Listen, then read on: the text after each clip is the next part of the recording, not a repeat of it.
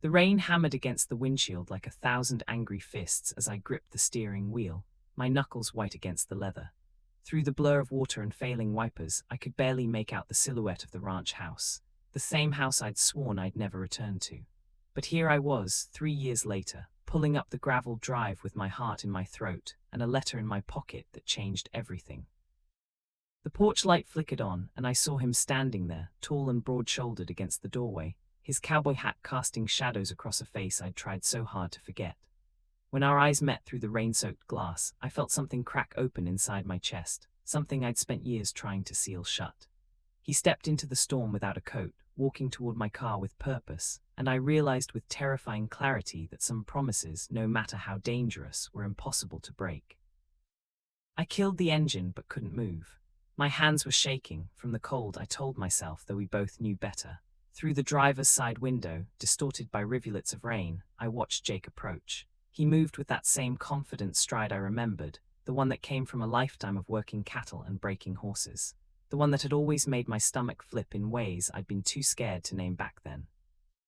He rapped his knuckles against the glass, his face concerned now, brow furrowed under the brim of his hat. I could see water streaming down his neck, soaking into the collar of his flannel shirt. He was getting drenched, and it was my fault for just sitting here like an idiot. With a deep breath that did nothing to steady me, I pushed open the door. The cold hit me immediately, November in Montana being unforgiving to city boys who'd gotten soft in Seattle.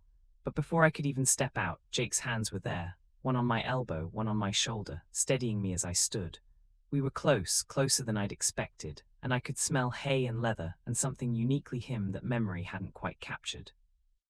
Carter, his voice was rough, deeper than I remembered, or maybe I'd just forgotten what it did to me. Jesus, you're shaking. How long were you sitting out here?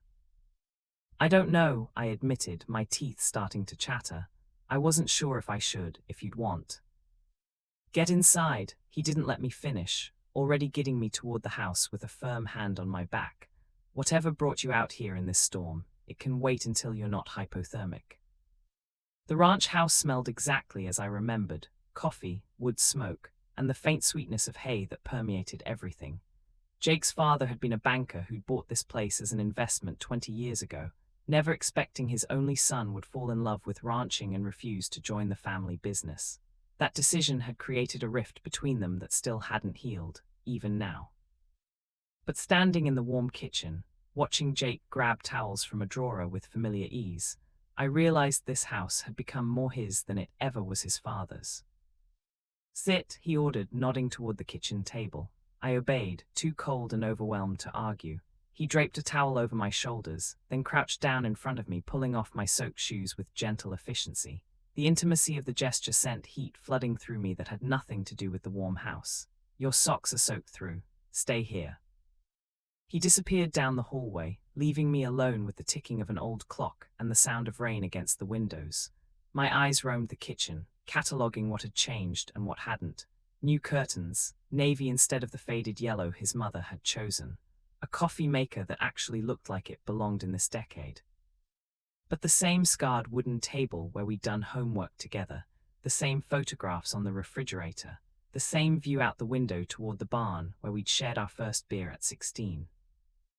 Jake returned with thick wool socks and a flannel shirt. Bathroom's still where it was. Get out of those wet clothes before you catch pneumonia. I'm fine, I protested weakly, but he was already pulling me to my feet. Carter, he said my name like a warning and a prayer all at once. I haven't seen you in 3 years. I'm not spending our reunion watching you shiver to death in my kitchen. Go. In the bathroom, I peeled off my wet clothes with fumbling fingers, catching sight of myself in the mirror. I looked different, older, obviously, but also harder somehow. Seattle had changed me, polished off some of the rough edges that came from growing up in a small Montana town. I'd filled out my frame, traded flannel for button-downs, learned to drink espresso instead of black coffee. But standing here in Jake's house, wrapped in his towel, I felt like that 18-year-old kid again, the one who'd left without explaining why, who'd broken a promise that mattered more than anything. When I emerged wearing his clothes, the shirt hanging a bit loose on me despite my added muscle, because Jake had always been bigger, he was pouring coffee into 2 mugs. He handed me one without asking if I wanted it, remembering after all this time that I took it black. We stood there in his kitchen, the storm raging outside, neither of us speaking. The silence stretched between us like a physical thing, heavy with 3 years of questions and hurt and words we'd never said. "Your dad called me," I finally said, watching Jake's jaw tighten at the mention of his father. "He said you needed help with something about a promise I made." Jake's hand tightened around his mug, his knuckles going white. For a long moment he didn't respond, just stared into his coffee like it held answers. When he finally looked up, his eyes, that impossible shade of blue-green that reminded me of Montana lakes in summer, were guarded.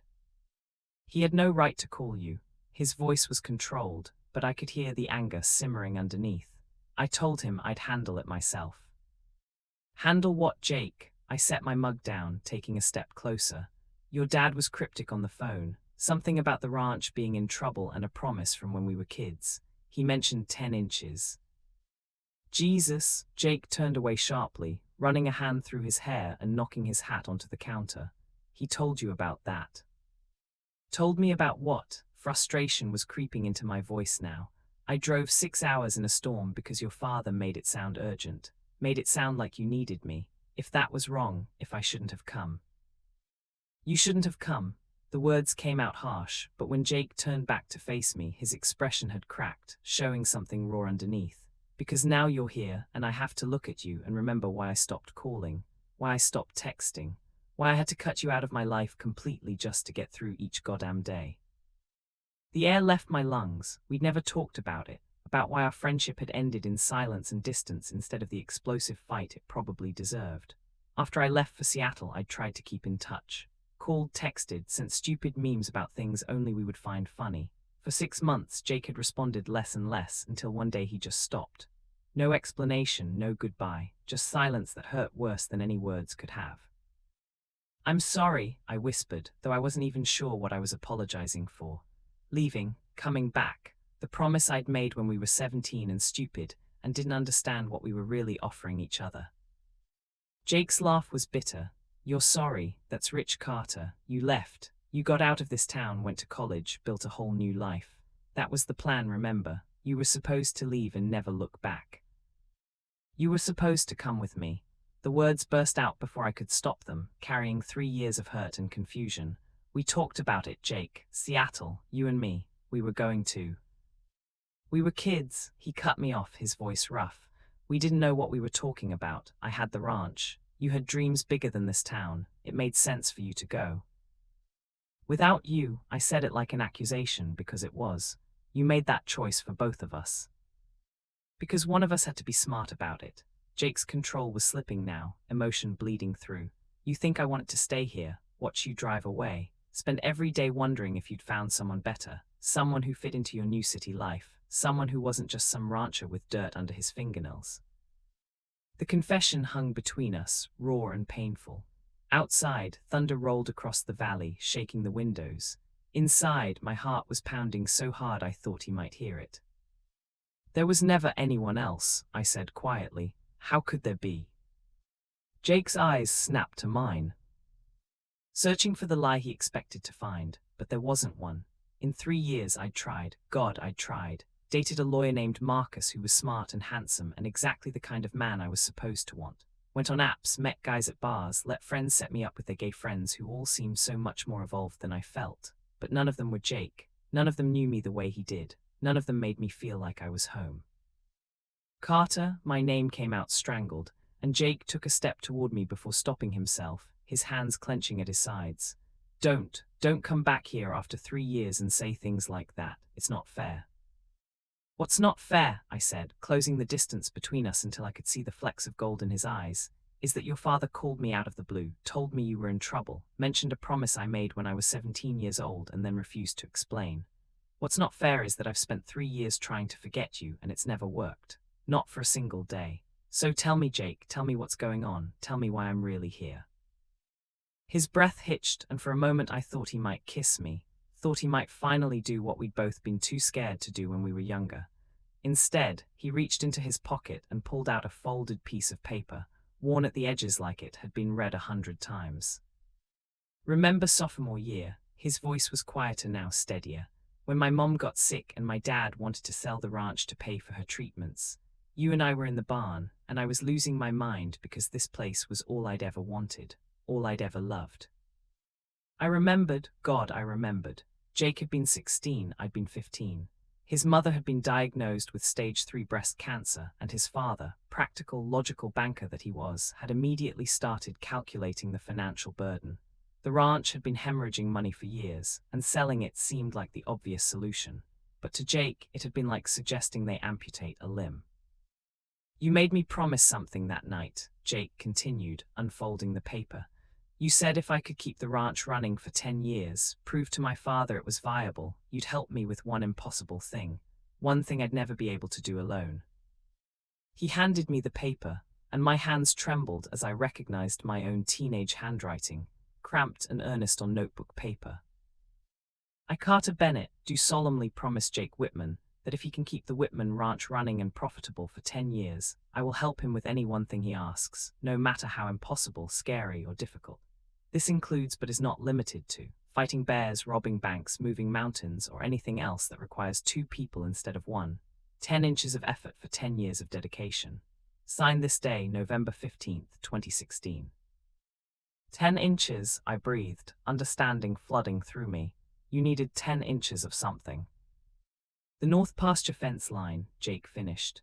There's a 10-inch gap in the property boundary where my land meets the Forest Service territory, been disputed for 40 years. My dad's been trying to buy that strip for decades, but the government won't budge. Without it, I can't run cattle in the north pasture, which is a third of my grazing land. Without that land, the ranch isn't profitable. And without profit. Your father wants to sell.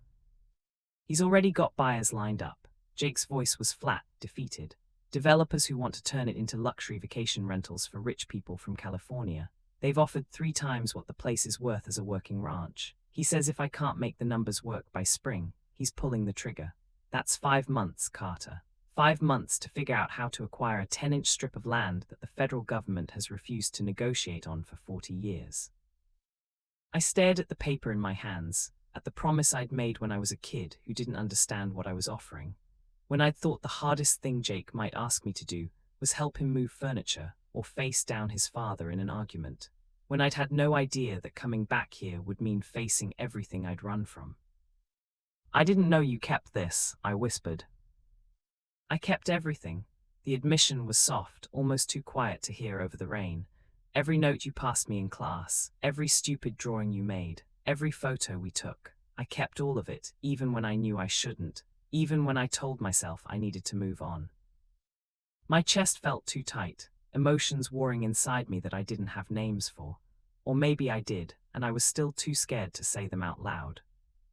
Jake, I looked up at him, this man who'd been my best friend, my first real love even if I'd been too young and stupid to realize it.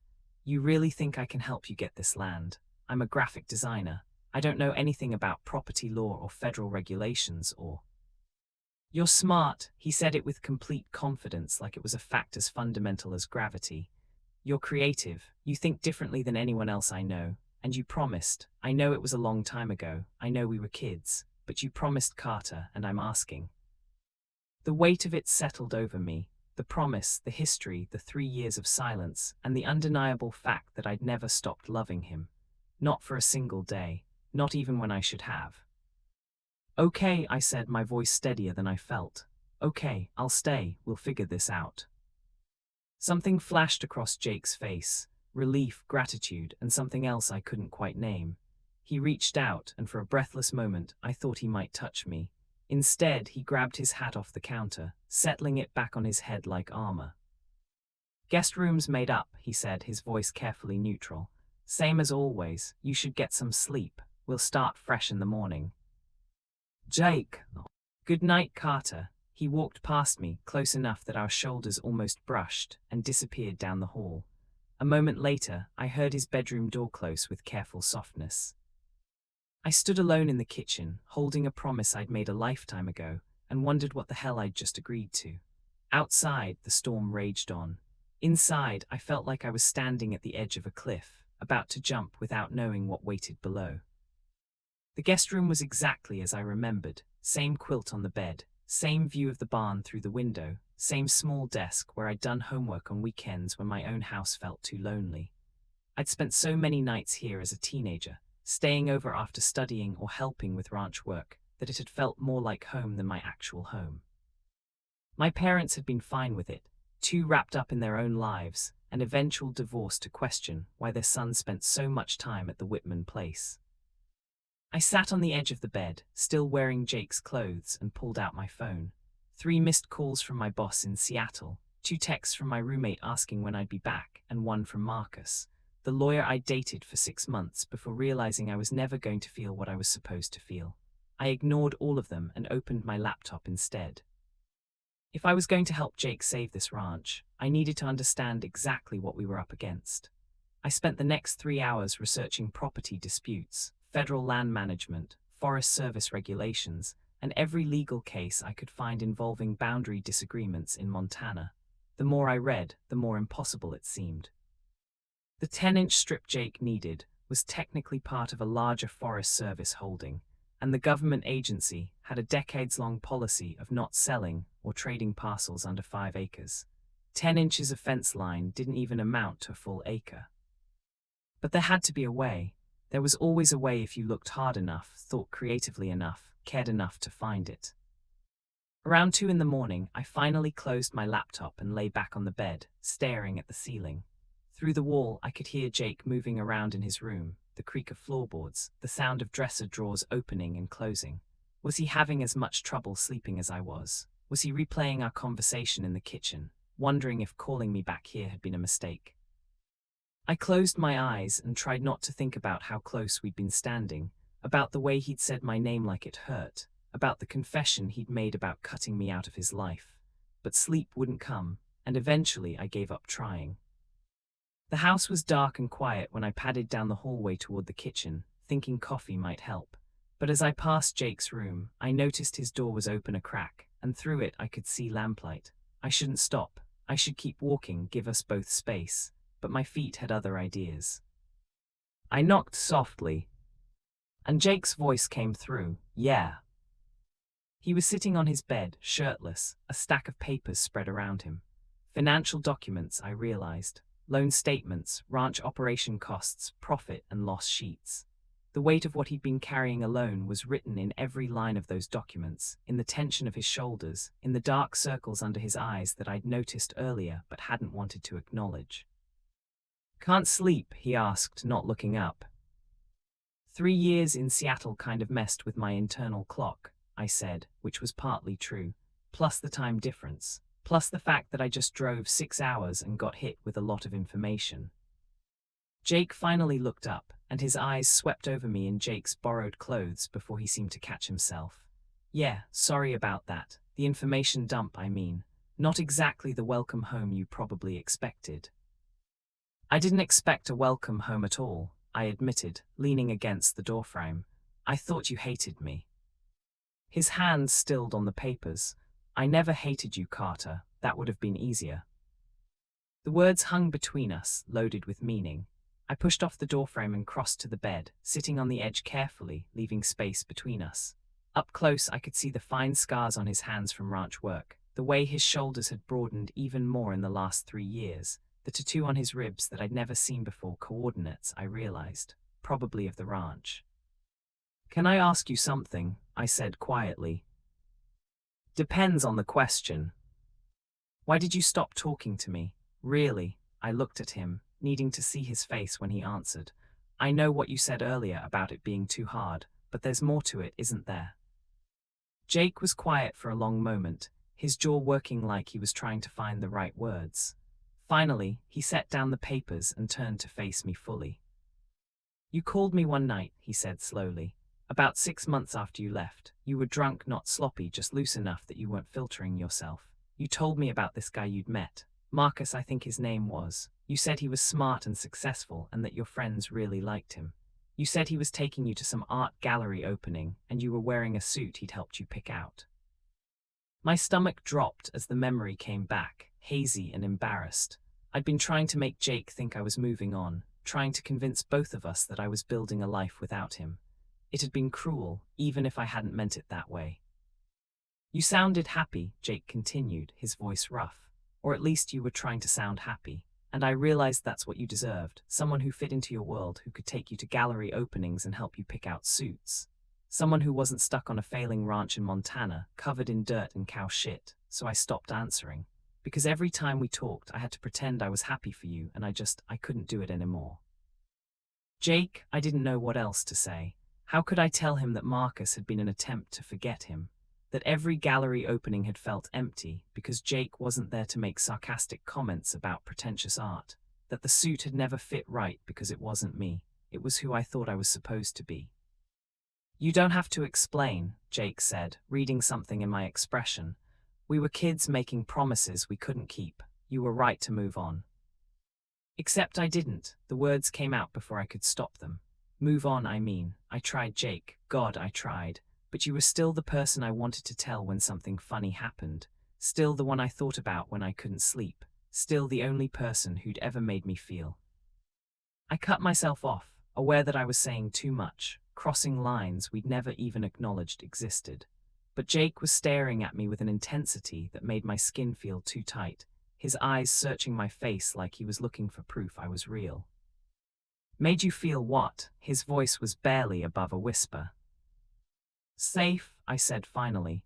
Real, like I didn't have to pretend to be anything other than exactly who I was. The silence that followed was deafening. Jake's hand moved, just slightly, coming to rest on the bed between us. His pinky finger was less than an inch from mine, so close I could feel the heat of him, close enough to bridge if either of us was brave enough. Carter, he said my name like a warning, but his hand didn't move away. We can't. I know, and I did know. We were balanced on a knife's edge here, with the ranch's future hanging in the balance and 3 years of complicated history between us. Starting something now would be stupid and reckless, and exactly the kind of mistake that would blow up in both our faces. But knowing something and acting on it were two different things. My hand moved just a fraction until my pinky was touching his. The contact was electric, more intimate than it had any right to be. Jake's breath caught, and he didn't pull away. I should go, I whispered, even as I stayed exactly where I was. Yeah, his voice was rough, you should. Neither of us moved. Outside, the storm had quieted to a gentle rain, pattering against the windows. Inside, the air felt charged, full of possibilities and danger in equal measure. Jake's eyes were locked on mine, and I could see the war happening behind them, want versus sense, the past versus the present, the safe choice versus the one that felt like jumping off a cliff. Finally, with visible effort, he pulled his hand back. Tomorrow we need to start early. Lots of work to do if we're going to figure this out. Right, I stood up, my legs unsteady. Tomorrow, early, got it. I made it to the door before Jake spoke again. Carter, I'm glad you came. Even if I shouldn't be, I am. I didn't trust myself to respond, so I just nodded and walked back to the guest room on shaking legs. Once inside with the door closed, I leaned against it and tried to catch my breath. My hand was still tingling where our fingers had touched, and I could still feel the weight of his gaze on me. This was going to be so much harder than I'd thought. Not the land dispute, though that was probably impossible. No, the hard part was going to be spending every day with Jake, working side by side, pretending that my heart didn't stutter every time he looked at me, pretending that 3 years had changed anything at all about how I felt. I climbed into bed and pulled the quilt up to my chin, breathing in the familiar smell of this room, this house, this life I'd left behind. Through the wall, I could hear Jake moving around, finally settling into bed. I wondered if he was lying awake too, staring at the ceiling, thinking about that moment when our fingers touched and everything changed and stayed exactly the same all at once. Tomorrow, I told myself. Tomorrow we'd focus on the ranch, on the promise, on finding a way to solve an impossible problem. Tomorrow we'd be smart and practical and keep things professional. But tonight, alone in the dark, I let myself remember what it felt like to want something I'd convinced myself I could never have. And I wondered if maybe, just maybe, some promises were made to be kept in ways we never expected. I woke to the smell of coffee and bacon, and for a disoriented moment, I thought I was 18 again, staying over after a weekend of helping with the cattle. Then reality crashed back. Seattle, 3 years of absence, an impossible promise to keep. I grabbed my phone off the nightstand, 5:47 a.m. Jesus, I'd forgotten how early ranchers started their days. When I stumbled into the kitchen, Jake was already at the stove, plating eggs and toast. He'd clearly been up for a while, his hair was damp from a shower, and he was wearing clean work clothes. He looked up when I entered, and for a second, something flickered across his face before he schooled it back to neutral. "Coffee's fresh," he said, nodding toward the pot. "Figured you'd need it if we're going to tackle this thing." "You're assuming I can be functional before 6 a.m., I muttered, pouring myself a generous mug. The first sip was heaven, strong and dark, exactly how I liked it. Some of us adapted to civilized morning hours. Yeah, well, the cows don't care about civilized. But there was a hint of amusement in his voice, the first glimpse of the Jake I remembered, the one who'd teased me mercilessly about being a soft city kid, even when we'd both been living in the same small town. We ate in companionable silence, and I found myself watching him, the way he moved efficiently through the kitchen, the way morning light caught on his profile, the easy confidence that came from a man comfortable in his own space. There was grey at his temples now, just a touch, though he was only 23. The ranch had aged him in ways that made my chest tight. "So," Jake said, pushing his empty plate aside, "I was thinking we should start with the property records. There has to be something in the original land survey that we can use, some technicality or loophole. My dad's been trying the direct approach for years, but maybe there's another angle." "What about talking to the Forest Service directly?" I asked. "Not the legal department, but the local rangers who actually manage the land. Sometimes people on the ground have more flexibility than the bureaucracy allows." Jake raised an eyebrow. "That's actually not a bad idea. The head ranger's a guy named Pete Donovan. He's been managing this territory for about 15 years. Knows the land better than anyone. I've talked to him a few times about grazing permits and such. He's reasonable." "Then that's where we start." I pulled out my laptop. "But first I want to understand exactly what we're dealing with. Can you show me the property lines, the actual physical boundary?" Jake nodded and stood, grabbing his coat from a hook by the door. "Better, I'll show you in person. Dress warm, it's cold out there and we'll be walking." 20 minutes later we were in Jake's truck, bouncing down a dirt road toward the northern edge of the property. The rain had stopped overnight, leaving everything washed clean and sparkling in the early morning sun. The mountains rose in the distance, snow-capped and magnificent, and despite everything, I felt something in my chest loosen. God, I'd missed this. The big sky, the endless space, the way the air smelled like pine and earth and possibility. "Forgot how beautiful it is out here," I said without thinking. Jake glanced over at me, something soft in his expression.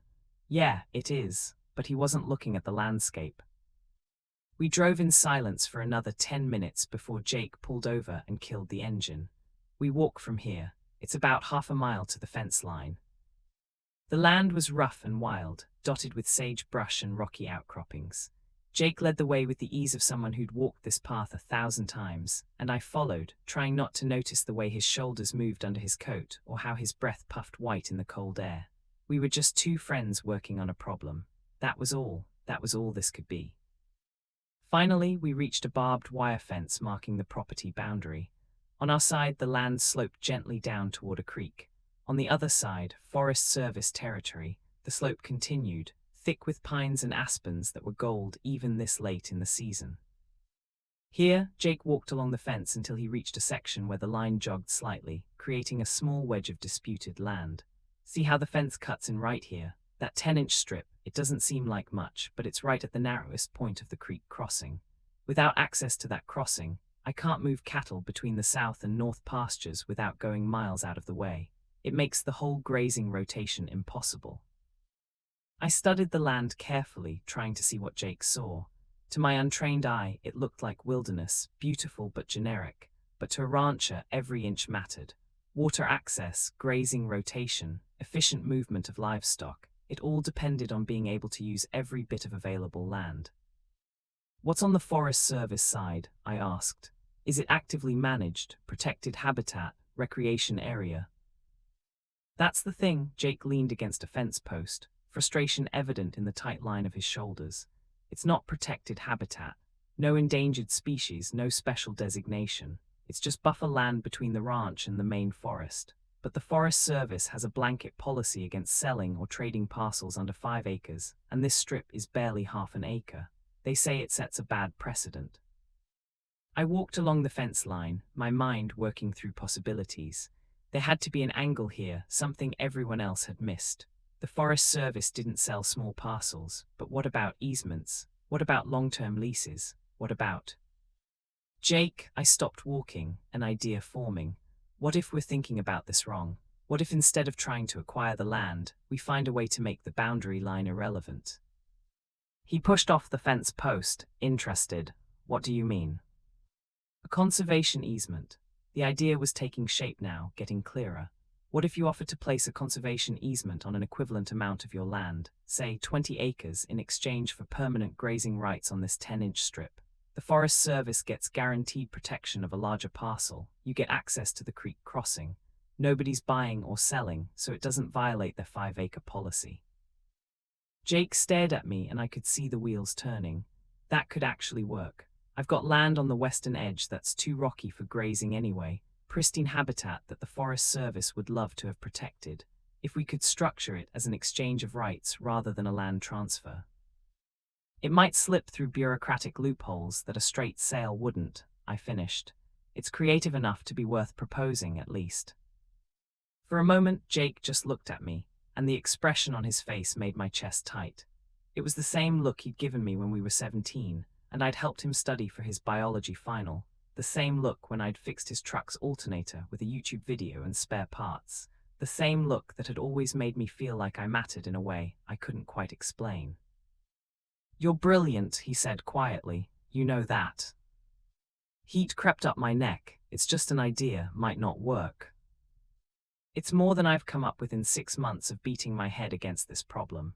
He took a step closer, and I could see frost clinging to his eyelashes, could see the way his breath misted in the cold. I knew you'd be able to see something I couldn't. I knew calling you was the right move, even if... He cut himself off, looking away toward the mountains. Even if what? Even if it complicated everything. Even if it meant opening old wounds. Even if it meant we'd have to face whatever this thing between us was. "We should head back," Jake said abruptly.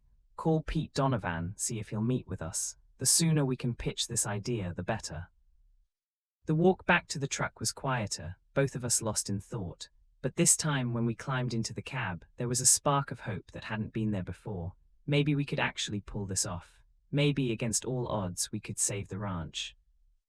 And maybe, a small voice in the back of my head whispered, we could figure out what the hell we were to each other while we were at it. Pete Donovan turned out to be a weathered man in his 50s, with kind eyes and a firm handshake. He met us at a diner in town, sliding into the booth across from Jake and me with a cup of coffee already in hand. "Jake," he greeted, then turned to me with curiosity. "And you must be Carter Bennett. Jake mentioned you were helping him with his land situation." "Did he?" I glanced at Jake, who had the grace to look slightly embarrassed. "Called me yesterday," Pete explained. "Said his old friend was coming in with fresh eyes on the problem. I gotta tell you, son, I've been watching Jake fight this battle for months now. If you can help him find a solution, you'll have my gratitude and probably a free beer for life." "No pressure," I muttered, but I was smiling. There was something inherently likable about Pete, a straightforwardness that reminded me of why I'd loved this town despite everything. Jake launched into an explanation of my idea, the conservation easement exchange, and I watched Pete's expression carefully. He listened without interrupting, his weathered hands wrapped around his coffee mug, his face thoughtful. When Jake finished, Pete let out a long breath. "That's clever, real clever, and it might just work too. We've been trying to secure more protected land in this valley for years. The development pressure from ski resort expansion has been intense. If Jake's willing to place permanent conservation easement on good habitat land, that's valuable to us." "So you'd support it?" Hope crept into Jake's voice. "Support it? Hell, I'd advocate for it." Pete leaned forward. "But you need to understand the timeline here. A proposal like this has to go through channels. Regional office, legal review, environmental assessment. We're looking at 6 months minimum, probably closer to a year." Jake's face fell. "I've got until spring. 5 months, maybe less. My father's already got buyers lined up." Pete's expression was sympathetic. I understand the urgency, son, but the federal government doesn't move fast, even for good ideas. What I can do is flag this as priority and push it through as quickly as possible. I can also write you a letter of intent, something you can show your father that proves we're seriously considering the proposal. Might buy you some time. Would you? I asked. The letter of intent, I mean. Even if the final approval takes a year, if Jake can show his father that there's a real, viable solution in the works. Then maybe he'll hold off on selling, Pete finished, nodding. Yeah, I can do that. Give me a week to draft something official and run it by my supervisor. In the meantime, Jake, you need to get me exact coordinates of the land you're offering for easement. I'll need environmental surveys, title records, the whole package. We spent another hour going over details, and by the time we left the diner, we had the outline of a real plan. It wasn't a guarantee, far from it, but it was more hope than we'd had 24 hours ago. Thank you, Jake said as we climbed back into his truck. He didn't start the engine right away, just sat there staring out the windshield. For coming back, for helping with this, he trailed off, his jaw working. For what? I asked quietly. He turned to look at me, and the intensity in his eyes stole my breath. For giving a damn, about the ranch, about me. After everything, you still gave a damn. Of course I did. The words came out rougher than I intended. Jake, I never stopped. I caught myself before I said too much, before I crossed a line we couldn't uncross. I never stopped caring about you, about this place. Just because I left doesn't mean I stopped caring. Something flickered across his face, pain, longing, frustration, all mixed together. His hand moved toward me, then stopped, hovering in the space between us. For a breathless moment, I thought he might touch me, might finally acknowledge what was crackling in the air between us. Instead, he pulled back and started the engine. We should get those coordinates for Pete, and I need to pull together all the environmental surveys we've had done over the years. That's going to take the rest of the day. Right, I tried to ignore the disappointment settling in my chest. Let's get to work. The next few days fell into a rhythm. Mornings started early with coffee and strategy sessions at the kitchen table. Days were spent gathering documents, making phone calls, researching precedents for similar easement exchanges.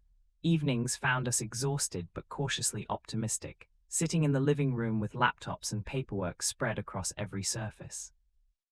We worked well together, we always had. Jake knew the land intimately, could recite property boundaries and grazing patterns from memory. I knew how to research, how to organize information, how to build a compelling case. Together, we were formidable. But working in close quarters also meant I was constantly aware of him. The way he rolled his shoulders when he'd been hunched over paperwork too long. The small scar on his left hand from a childhood accident involving barbed wire. The way he'd absently run his fingers through his hair when he was frustrated, making it stick up in ways that were unfairly attractive. The sound of his laugh when I made a sarcastic comment about bureaucratic red tape. It was torture, sweet, familiar torture. On the fourth night, I was sitting on the couch with my laptop, cross-referencing property records, when I felt the cushion shift beside me. Jake had settled in close, closer than strictly necessary, to look at something on my screen. What did you find? He asked, and I could feel his breath against my shoulder. Possible precedent, I managed, trying to focus on the screen and not on his proximity. 1987, similar easement exchange in Wyoming. Rancher got permanent grazing rights on federal land in exchange for conservation easement on sensitive riparian habitat. It went through in 8 months. 8 months is still too long. His voice was frustrated. Pete said he could push it through, but even with priority status. Then we find a way to buy more time. I turned to look at him, which was a mistake because he was right there, close enough that I could see the fine lines at the corners of his eyes, the shadow of stubble on his jaw. We make your father see that selling now, right when there's a viable solution on the table, would be leaving money on the table. My father doesn't care about the ranch. The bitterness in Jake's voice was sharp. He cares about cutting his losses and getting out. He never understood why I wanted this life in the first place. Then help me understand. I set my laptop aside, giving him my full attention. Why did you want this life, I mean? You could have done anything, Jake. You're smart, you're capable. You could have gone to college, could have. I followed you to Seattle. He said it without rancor, just stating fact. Yeah, I could have, but this place. He gestured around the room, but I knew he meant more than just the house. He meant the land, the animals, the work, the life. This place is in my blood. It's who I am. I know that sounds dramatic, but it's true. Being out there working with the cattle, watching the seasons change, fixing what's broken, building something with my own hands, that's when I feel most myself, most alive. Oh, the passion in his voice made my chest ache. This was who Jake was at his core. Someone who needed dirt under his fingernails and the big sky overhead, and work that mattered. I get it, I said softly. I don't think I understood when we were younger, but I do now. This isn't just a job for you, it's who you are. Yeah, he was quiet for a moment then. What about you? Did Seattle turn out to be everything you hoped? It was my turn to be honest. Yes and no, I love my job, I really do. The creative work, the variety, the satisfaction of solving visual problems. But the city itself, I paused, trying to find the right words. It never felt like home. I kept waiting to feel settled, kept waiting for it to feel right, but it never did. Because of what you left behind. Jake's voice was careful, like he was testing the weight of the question. Maybe. I met his eyes. Probably, yeah. The silence that followed was heavy with unspoken words. Jake was still close, his arm resting on the back of the couch behind me, his knee almost touching mine. If I leaned in just a little, if I was brave for just one moment. My phone rang, shattering the moment. I grabbed it reflexively, saw Marcus's name on the screen, and felt Jake go still beside me. I should take this, I said, even though I wanted to throw the phone across the room. Yeah, Jake stood abruptly. I need to check on the barn anyway. One of the mares has been acting off. He was gone before I could respond, the front door closing behind him with careful quietness. I stared at my phone, watching it ring, feeling like I'd just made a terrible mistake, but I answered it anyway.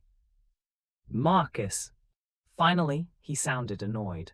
I've been trying to reach you for days. When are you coming back? We have the Henderson pitch on Tuesday, and I need you to review the mock-ups. Right, the Henderson pitch. The Seattle life I'd been living. The job and the apartment and the entire existence that suddenly felt like it belonged to someone else. I don't know, I said honestly. This thing with Jake, it's complicated. It might take longer than I thought. Jake, Marcus said the name like it tasted bad. Your old friend from Montana, the rancher. Yes. The one you refused to talk about our entire relationship. There was an edge to his voice now. The reason you always seemed somewhere else, even when we were together. I didn't know what to say to that. It was true, and we both knew it. Carter, Marcus sighed. I'm not calling to fight. I just want to know if you're ever planning to come back, or if I should start looking for a new graphic designer and a new roommate.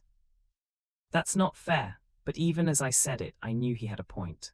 I'd left Seattle with barely any notice, hadn't given him or my boss any clear timeline. I'd just run back here because Jake's father had called, because Jake had needed me, because I'd never been able to say no to him even when I probably should. Fair is me giving you 6 months of my life while you were clearly in love with someone else, Marcus said, not unkindly. Fair is me not pushing when you'd go quiet and distant whenever Montana came up in conversation. Fair is me pretending not to notice that you kept a photo of some guy in a cowboy hat tucked in your desk drawer, even though you'd never admit who it was. Guilt washed over me. I'm sorry, you deserved better than that. Yeah, I did, but that's not why I'm calling. He paused. I'm calling because I want you to be honest with yourself. You ran from Montana 3 years ago for a reason. Whatever that reason was, you need to figure out if it's still valid. Because if you're going back just to run away again, you're not doing anyone any favors. Not Jake, not yourself, not me having to find a new roommate. I'm not, I started, then stopped. Was I going to figure out this land situation, help Jake save the ranch, and then disappear back to Seattle without dealing with any of the real issues between us? Just think about it, Marcus said, and let me know about Tuesday. If you can't make it, I'll handle Henderson on my own. After we hung up, I sat alone in the too quiet living room, staring at the fire Jake had built before he'd fled to the barn. Marcus was right. I did need to figure out what I was doing here, whether I was helping Jake or just prolonging the inevitable, whether I had the courage to face what had always been between us, or if I was just going to run again when things got too real. Through the window, I could see lights on in the barn. Jake was out there, probably checking on a mare that didn't actually need checking, avoiding me the way I'd been avoiding him. We were dancing around each other, both too scared to take the step that would change everything.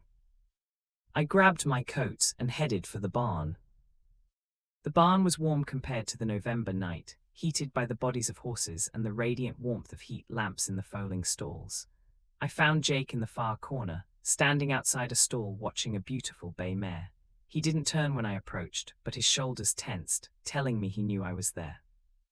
"She okay?" I asked, nodding toward the mare.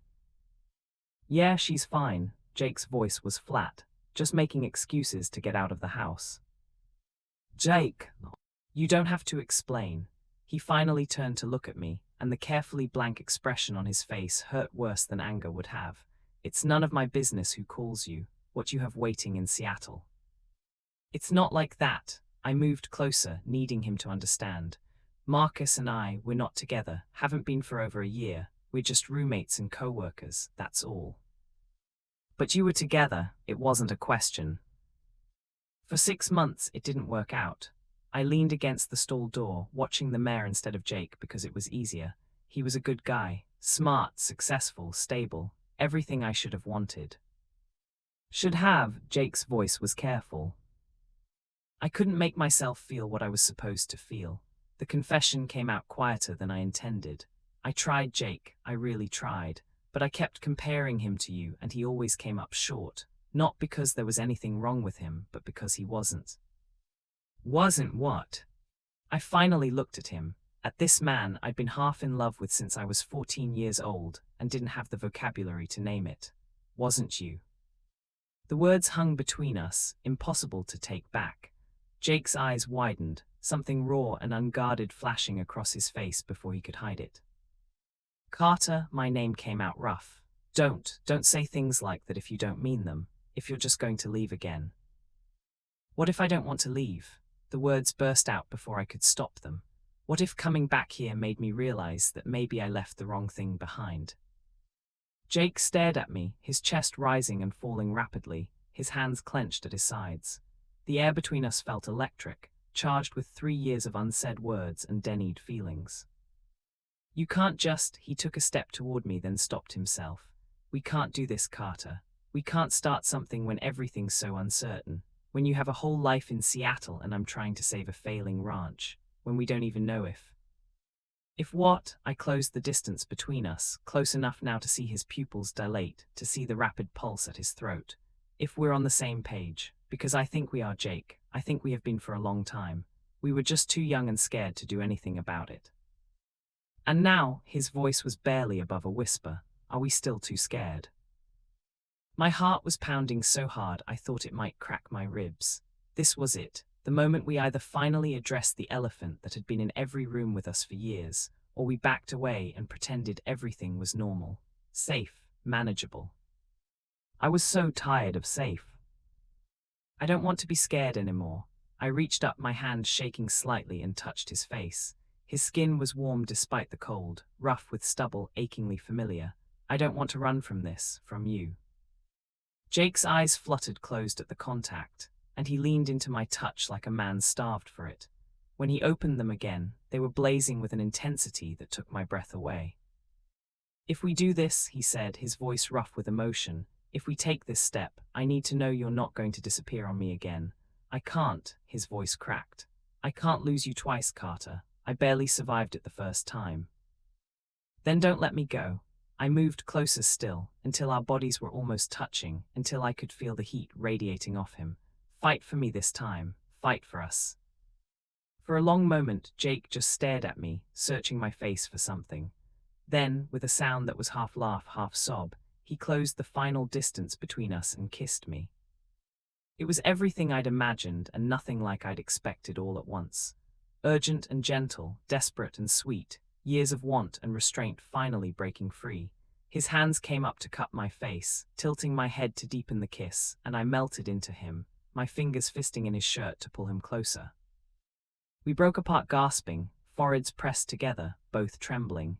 Jake's thumb traced my cheekbone with devastating gentleness.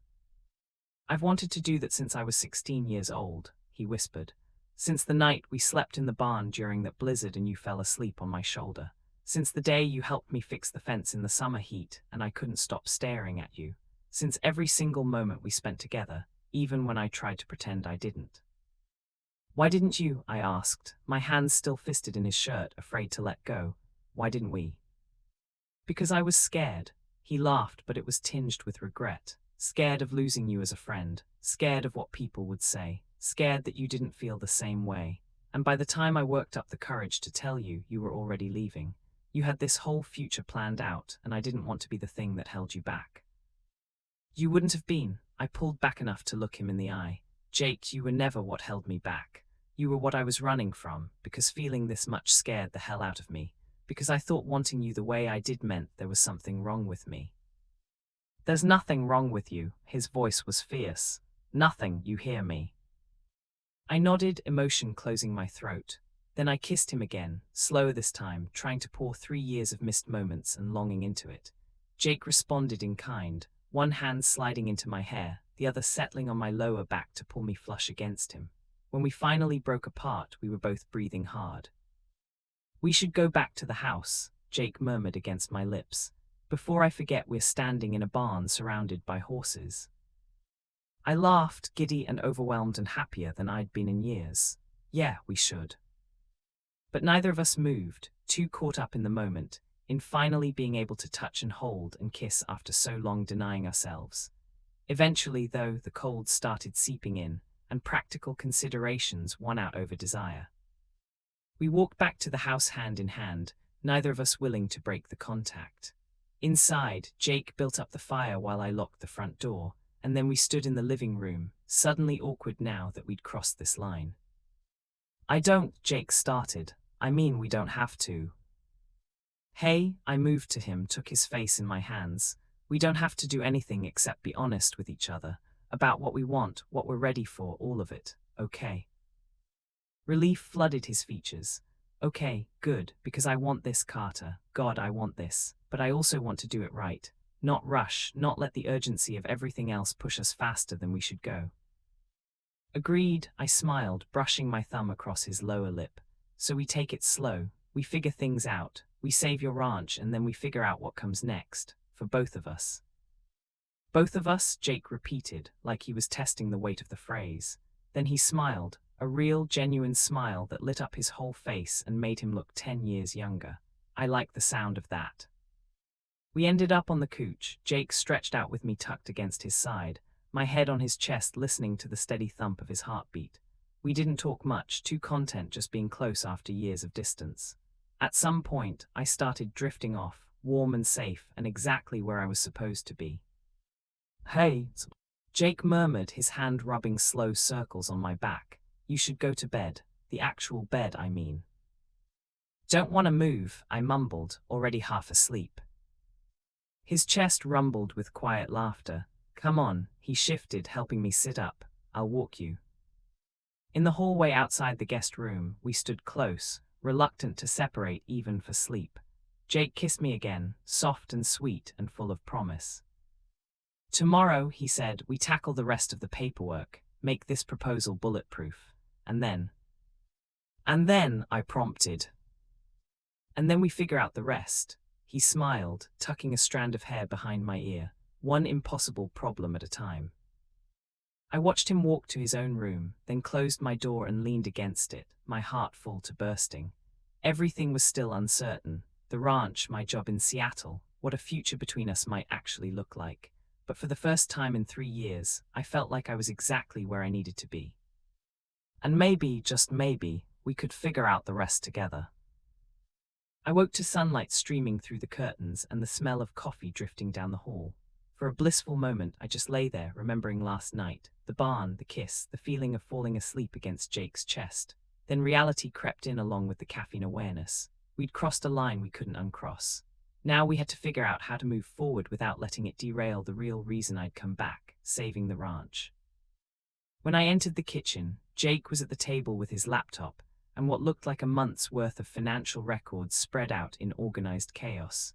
He looked up when I came in, and the smile that broke across his face was worth any awkwardness. Morning, his voice was warm, intimate in a way it had never been before. Morning, I poured coffee, then hesitated before sitting down. Is this okay, working together after last night, because we can? Carter, he reached across the table, taking my hand. It's more than okay, it's perfect. We just focus on the work right now, and when we need a break, he squeezed my hand. Well, we'll figure it out. So that's what we did. We spent the morning compiling every piece of documentation Pete would need. Environmental surveys, property deeds, historical grazing patterns. Jake walked me through years of ranch records, explaining the economics of cattle ranching with a patience I'd always admired. I took notes, organized files, built a comprehensive proposal package that would make the easement exchange impossible to refuse. Around noon, Jake's phone rang. He glanced at the screen and grimaced. It's my dad. I watched tension flood back into his shoulders as he answered. Hey, Dad. I could only hear Jake's side of the conversation, but his increasingly rigid posture told me everything I needed to know. When he finally hung up, his face was ashen. He's coming up tomorrow, wants to meet the buyers, walk them through the property. Jake's voice was tight. He says if I can't show him a concrete solution by the end of the week, he's accepting their offer. End of the week, that's 3 days. I stood up, packing. Pete said he'd have a letter of intent in a week. We're so close, Jake. Not close enough. He ran his hands through his hair, the gesture I'd come to recognize as his tell for when stress was overwhelming him. The buyers are flying in from California. They've already had architects draw up plans for how they'd develop the land. My dad's made up his mind. Then we change it. I moved to him, taking his face in my hands. Jake, look at me, we don't give up. Your father is a banker, right? He understands numbers and risk assessment. So we show him numbers. We show him that this easement exchange isn't just possible, it's profitable. More profitable in the long run than selling to developers. How? But there was a spark of hope in his eyes now. The buyers are offering $3 million. That's way more than the ranch is worth as a working operation. $3 million one time, but what if we can prove the ranch could be worth more over time? My mind was racing now, falling into the problem-solving mode that had made me good at my job. We need to run projections. Show him that with access to the North Pasture you could expand operations, increase your herd size, maybe even diversify, boutique beef, agritourism, something that sets you apart from industrial ranching. Jake stared at me and I could see the wheels turning. The easement wouldn't just solve the immediate problem. It would unlock growth potential we've never had access to. Exactly, I was already pulling up my laptop. We need to build a business plan, a real one with 5- and 10-year projections. Show your father that selling now is actually the worst financial decision. We worked through the afternoon and into the evening, fueled by coffee and determination. Jake provided the operational knowledge, what it would cost to expand, what the market rates were for quality beef, what kind of growth was realistic. I built the financial models, researched comparable ranches, found examples of successful operations that had diversified their income streams. By midnight, we had something. It wasn't perfect. We'd need a real accountant to vet the numbers, but it was compelling. The projections showed that with the easement in place, the ranch could be worth $5 million or more within 10 years. Not to mention the intangible value of keeping the land as a working ranch, instead of seeing it carved up into vacation rentals. This might actually work, Jake said, staring at the spreadsheets on my screen. If we can get Pete's letter of intent by Friday, if we can show my dad these projections. We give him a reason to wait. I saved the file and closed my laptop. We buy you time. Jake stood and pulled me into his arms, holding me tight. I could feel the tension in him, the fear and hope warring with each other. Thank you, he murmured into my hair, for all of this, for coming back, for caring, for being brilliant and stubborn and everything I needed. I pulled back to look at him. We're not done yet. Your father could still say no. The Forest Service could reject the proposal. There are so many variables we can't control. I know, his hand came up to cup my cheek, but for the first time in months, I feel like there's a real chance, and that's because of you. We stood like that for a long moment, just holding each other, drawing strength from the contact. Then Jake's expression shifted, became more serious. Carter, I need to ask you something. He took a breath. When this is over, assuming we can save the ranch, what happens then? You have a life in Seattle, a career, an apartment, friends. I can't ask you to give all that up. You're not asking, I'm choosing. But even as I said it, uncertainty crept in. Was I really ready to walk away from everything I'd built in Seattle? Jake, I don't have all the answers. I don't know exactly what the future looks like, but I know I want to figure it out with you. Even if it means staying here, in Montana, in a small town where everyone knows everyone's business. I thought about that, really thought about it. About what it would mean to leave Seattle permanently, to build a life here instead. About small-town gossip and limited career opportunities and winters that lasted 6 months. About all the reasons I'd left in the first place. I don't know, I admitted honestly. I need time to figure out what that would look like. Whether I could work remotely or find something here, or I stopped, seeing his expression shudder. Jake, I'm not saying no. I'm saying I need to think about the practical realities. Right, he pulled back and I immediately missed his warmth. Practical realities, of course. Don't do that, I grabbed his hand. Don't shut down because I'm being honest. You asked me a question and I'm answering it truthfully. I want us, but I also need to figure out how to make it work in reality, not just in theory. Jake's jaw worked as he processed that. Finally, he nodded. You're right, I'm sorry. I'm scared of losing you again. Scared that once the crisis is over, you'll realize this was just adrenaline and nostalgia and old feelings that don't hold up in daylight. Hey, I moved closer, making him look at me. What I feel for you isn't nostalgia. It's not just old feelings or adrenaline. It's real, Jake. Maybe the realest thing I've ever felt. But real also means dealing with complicated logistics and having hard conversations about what a future actually looks like. He studied my face for a long moment, then pulled me into another embrace. Okay, you're right, we'll figure it out, one step at a time. One step at a time, I agreed. We finally headed to bed around 1 a.m., both exhausted but feeling more hopeful than we had any right to. At my door. Jake kissed me goodnight, a kiss that started gentle and turned heated, until we were both breathing hard and my back was pressed against the doorframe. I should go, Jake murmured against my lips, but he didn't move. Probably, I agreed, my fingers tangled in his hair. We stood like that for another minute, stealing kisses, before Jake finally pulled away with visible effort. Tomorrow's going to be a long day, we need sleep. Jake, I called as he started toward his room. Yeah. Whatever happens tomorrow, whatever your father says, we'll deal with it together. Okay. His smile was soft in the dim hallway. Together, I like the sound of that. After he disappeared into his room, I leaned against my closed door and tried to catch my breath. Everything was happening so fast, the ranch crisis, the rekindled feelings, the physical attraction we'd been denying for years. It felt like standing in the middle of a tornado, thrilling and terrifying in equal measure. I pulled out my phone and stared at Marcus's last text. Let me know about Tuesday.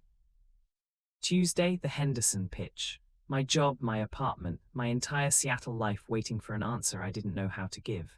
With a sigh, I typed out a response. Can't make Tuesday. Still dealing with things here. I'll call you tomorrow to explain. It wasn't a real answer, but it was honest, and right now, that was all I could manage. The next morning arrived too soon, bright and cold and heavy with anticipation. Jake's father was due to arrive at 2 p.m., which gave us the morning to frantically perfect our presentation. I printed out the business plan, organized the financial projections, and rehearsed talking points with Jake until we both had them memorized. At 1:30, a familiar truck pulled up the drive, not Jake's father, but Pete Donovan. He climbed out holding a manila envelope and wearing an expression that made my stomach drop. Pete, Jake stepped onto the porch and I followed. I wasn't expecting you until... I know, Pete looked uncomfortable, but I wanted to get this to you before your father arrived, and I wanted to explain it in person. Jake took the envelope with shaking hands, pulling out several official-looking documents. As he read, I watched the color drain from his face. No, he whispered, no, this can't be right. What is it? I moved closer, trying to read over his shoulder. Pete cleared his throat. The Forest Service Regional Director reviewed your proposal. He likes it, really likes it. thinks it's a creative solution that serves both parties. But he hesitated. There's a complication. The land you're offering for conservation easement, the 20 acres on your western boundary. What about it? Jake's voice was hollow, like he already knew what was coming. It's not actually your land, not entirely. Pete looked miserable. The property records show that strip was included in a disputed boundary settlement from 1952. Your family has been treating it as part of the ranch for decades, but legally, 5 acres of it belong to the Forest Service. You can't place a conservation easement on land you don't own. The silence that followed was deafening. I grabbed the documents from Jake's numb fingers, reading through them frantically. Pete was right, there it was in black and white. A surveying error from 70 years ago that no one had ever caught, that rendered our entire proposal invalid. There has to be something we can do, I said, hearing the desperation in my own voice. Can we offer different land? Can we? Any alternate proposal would have to go through the whole review process again. Pete's expression was sympathetic. We're talking 6 months minimum. And honestly, without that specific western parcel, which is prime habitat, I don't know if the regional director would approve a different configuration. Jake hadn't moved, hadn't said a word. He just stood there, staring at nothing, the defeat in his posture breaking my heart. I'm sorry, Pete said quietly. I really am. I'll keep working on this from my end, see if there's any way to fast-track an alternate proposal. But for today, for your meeting with your father. He trailed off, the implication clear. We didn't have a solution. After all our work, all our hope, we had nothing to show Jake's father except a failed proposal and more uncertainty. After Pete left, Jake walked to the porch railing and gripped it so hard his knuckles went white. I wanted to comfort him, but I didn't know what to say. Every reassurance I could think of felt hollow. Jake, don't, his voice was rough, just don't, there's nothing to say. We'll find another way, there has to be. There isn't. He finally turned to look at me, and the emptiness in his eyes was worse than anger would have been. It's over, Carter. The ranch is gone. Everything I've worked for, everything my mom loved about this place, it's all gone. Your father hasn't arrived yet. We can still talk to him, explain. Explain what? Jake's laugh was bitter. That we had a brilliant plan that fell apart because of a 70-year-old surveying error. That we need more time we don't have. He's a banker, Carter. He deals in facts and numbers, and the facts are that this ranch loses money without the north pasture, and I have no legal way to access it. A car appeared at the end of the long driveway, a luxury sedan that could only be Jake's father.